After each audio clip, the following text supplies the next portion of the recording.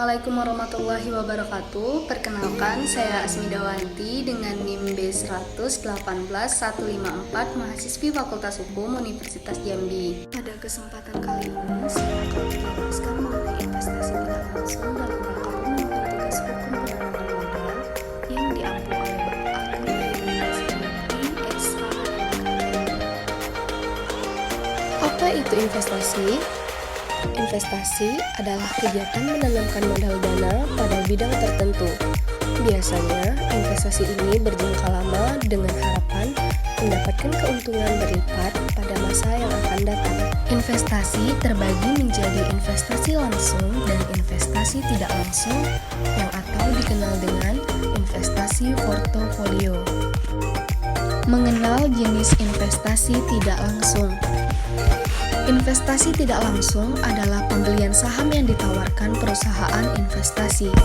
Perusahaan ini memiliki portofolio aktiva keuangan dari perusahaan lain. Dapat dijelaskan pula bahwa perusahaan investasi inilah yang menyediakan jasa keuangan dengan cara menjual saham kepada publik. Dana yang diperoleh akan dipakai untuk investasi pada perusahaan yang ada pada portofolionya. Karena investor tidak berhubungan langsung dengan perusahaan yang bersangkutan, maka dinamakan dengan investasi tidak langsung. Proses-proses dalam investasi bukanlah hal sederhana karena menyangkut sejumlah dana tertentu. Maka proses dan juga prosedurnya harus dilakukan dengan teliti untuk menghindari risiko yang mungkin terjadi.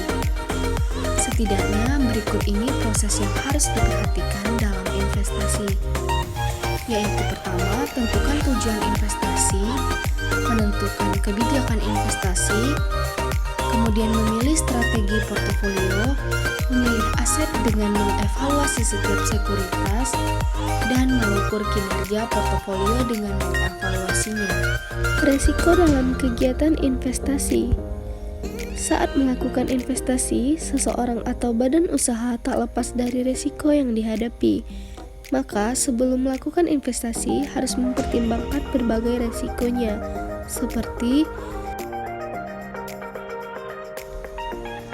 setiap proses investasi di atas akan membantu dalam menjajaki setiap langkah dengan tepat. Hal ini karena investasi dilakukan dengan teliti untuk memperbesar risiko keuntungan di masa yang akan datang. Kelebihan dan kekurangan investasi tidak langsung. Kelebihan investasi tidak langsung bersifat mudah dicairkan. Oleh karena itu, orang yang membutuhkan investasi jangka pendek akan lebih memilih ini. Sedangkan kekurangannya adalah pemegang saham tidak memiliki kontrol penuh terhadap pengelolaan dana dari kegiatan perusahaan yang diinvestasikan.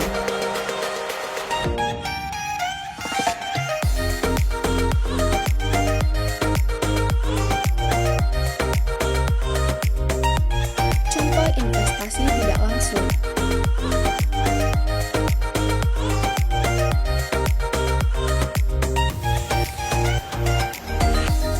Investasi portofolio atau investasi tidak langsung melibatkan pembelian surat berharga di pasar modal. Jika investor Amerika Serikat membeli saham perusahaan di Bursa Efek Indonesia, maka itu adalah salah satu contoh investasi portofolio asing.